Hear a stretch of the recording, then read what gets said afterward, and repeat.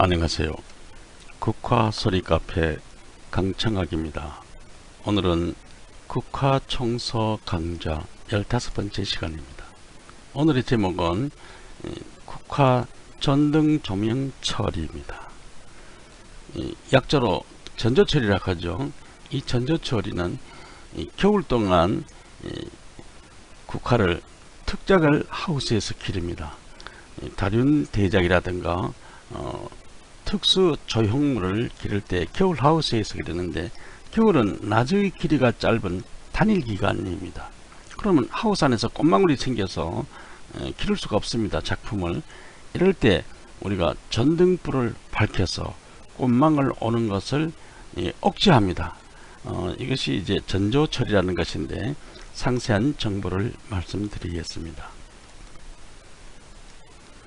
이 광 반응에 대한 상식이 있어야 알아야 됩니다. 이것이 기본이니까 이 국화에서는 13시간 30분의 국화 광 반응의 기준점입니다.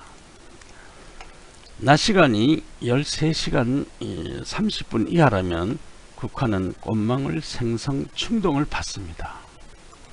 반대로 낮 시간이 13시간 30분 이상이라면 국화는 꽃망울 생선이 원천 차단이 됩니다. 이런 성상을 우리가 이용해서 전조 처리를 하는 것입니다. 겨울의 상태는 단일 상태입니다. 낮의 길이가 짧은 단일 상태를 우리가 장일 상태로 유도해서 꽃망울이 형성되지 못하게 하는 것입니다. 겨울의 밤은 보통 14시간 내지 16시간의 긴 밤입니다. 최상승으로 낮 시간은 10시간 정도의 짧은 단일 상태입니다. 이러한 상태에서 야간 온도가 15도 이상을 며칠 유지한다면 꽃망울 생성 충동을 받습니다. 이때 우리가 전등 조명처리를 해서 인위적으로 낮의 길이를 길게 장일 상태를 유도함으로써 화분화를 차단하는 것입니다. 점등을 먼저 합니다. 이런 하우스에 등을 달고 타이머를 설치해서 자동으로 이제 등을 켰다 꼈다 하는데, 등이 주제입니다. 여기서는 전등 조명 처리이기 때문에 등이 주제입니다.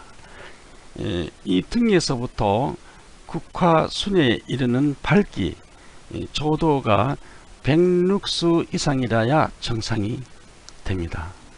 어느 정도냐 하면 정상적인 시력을 가지신 분이 국화 옆에 서서 신문의 장글씨를 읽을 수 있으면 100룩스 정도라고 합니다. 만약 조도가 밝기가 100룩스 이하라면 불충분한 광반응으로 버들론이 올 수 있습니다. 이 점 등 선정에 조심하셔야 됩니다. 그리고 전조 처리의 일정 언제 하느냐 하면, 만약 내년도에 쓸 모종이라면 금년도 8월 15일부터 이제 전조 처리를 시작하는 것입니다. 8월 15일은 일정이 13시간 30분으로 단일 기간으로 지금 진입합니다. 이날부터 이제 전조 처리를 시작하는 것입니다. 시작하고 나서 12월 22일 통진날에 보면, 통진날에 일정이 낮 시간이 10시간입니다. 10시간 돼서 아직 단일 기간이기 때문에 전등불을 켜줘야 됩니다. 그래야 꽃망울이 오지 않습니다. 설치고 봄이 돼서 춘분이 돼서 보면 이때까지도 아직 일정이 낮 시간이 12시간입니다. 그래서 이때도 전등을 켜줘야 됩니다. 그렇지 않으면 꽃망울이 오죠. 그 다음 4월 30일부터는 장일기간으로 진입합니다. 일정이 14시간으로 장일기간으로 진입합니다. 이날 4월 30일까지는 전등을 계속 켜줍니다.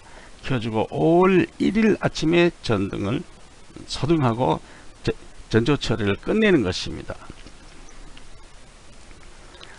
그런데 일부 동호인들이나 경험이 없으신 분들은 봄에 대해서 4월달에 따뜻한 날씨가 많이 계속되면 이 전조철이라는 상태를 잊어버리고 바깥으로 외기로 내어놓습니다. 내어놓게 되면 겨울 동안 전조철이 하면서 몇 달 했는 거 헛고생입니다. 5월 중순부터 일제히 버들눈이 오기 시작합니다.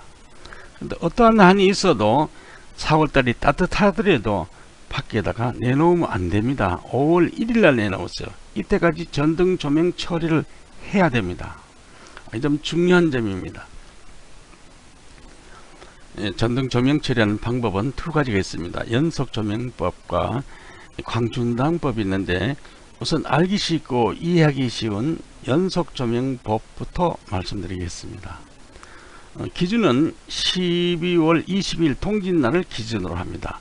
통진날이 밤 시간이 14시간 정도이죠. 밤 시간이 14시간 길면 낮 시간은 10시간 밖에 안 되죠. 하루가 24시간이니까 결과적으로 10시간인 단일 기간이기 때문에 통지달과 같을 때는 그냥 국화를 키우면 꽃망울이 형성되는 것입니다. 그래서 우리가 이것을 방지하려고 지금 공부하는 것입니다. 오후 4시경부터 밤 8시까지 일단 전등 조명을 합니다. 그 다음 새벽 4시부터 아침 8시까지 다시 전등 조명을 해줍니다.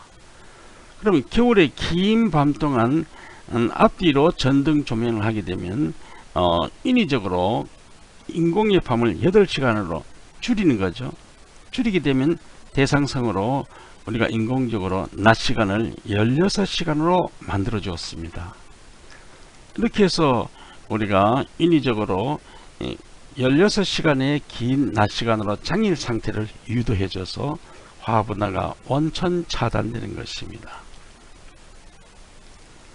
광중당법은 이와 반대입니다. 앞에서는 빛을 비추어 줬지만은 광중당법에서는 어두움을 차단하는 방법입니다. 이 방법이 전력이 많이 소모되고 전력이 많이 전략됩니다. 소모되는 것이 아니고 전략되고 쉽기 때문에 근대에는 이 방법을 많이 쓰고 있습니다. 겨울의 밤은 14시간 내지 16시간의 긴 밤입니다. 이 밤 동안에 12시 한밤중에 12시부터 1시까지 1시간 동안 백룩스의 전등불을 밝혀줍니다. 이렇게 해서 긴 밤을 짧은 두 개의 밤으로 나누어서 대상성으로 낮의 길이가 긴 장일 효과를 노리는 것입니다. 이렇게 밤 12시부터 1시까지 1시간만 해도 충분합니다. 그러나 어떤 동호인들은 2시간, 4시간까지 하는 동호인이 있다고 들었습니다. 물론 다른 목적에 의해서 한다는 것은 괜찮지만은 화학 분할을 차단하기 위해서 한다면 그렇게까지 할 필요 없고 1시간만 하면 됩니다. 조도가 100룩스 이상으로 아주 밝은 전등으로 하면 1시간만 하면 됩니다. 만약 조도가 100룩스 이하, 80룩스 이하로 가면 4시간 해도 안됩니다.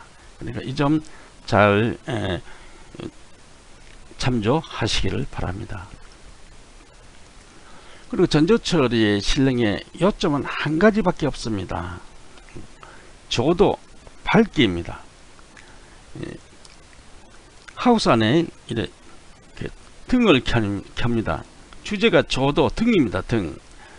옛날에는 백열전구 베가트가 제일 좋다고 해서 했지만은 근간에 와서 보면 전력 소모가 많고 수명이 짧아서 아예 이 등은 생산 중단되었습니다. 근래에는 리드 전구라고 해서 리드 데일라이트, 태양광에 가까운 전구가 나옵니다. 이것이 전력이 적게 소모되고 원적외선이 풍부해서 잎이 넓고 줄기가 굵고 제일 좋다고 합니다. 이렇게 원적외선이 유익하다는 점을 이용하려고 어떤 동호인들은 붉은 전구를 사용하는 예도 있습니다. 하지만 이 붉은 전구는 리드 데이라이트 전구에 비해서 조도가 떨어집니다. 그래서 촉광을 더 올려줄 필요가 있습니다. 이때 조심할 것은 이 재배자가 이 붉은 전구를 직접 쳐다보면 망막에 장애가 올 수 있습니다. 시력을 조심하셔야 됩니다.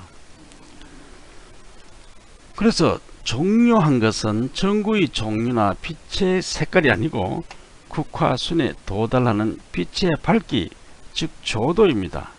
조도가 100룩스 이상이라야 됩니다. 이것이 전조 처리의 유일한 키포인트입니다. 참조하시기를 바랍니다. 오늘의 강의는 여기까지입니다. 지금까지 국화소리 카페의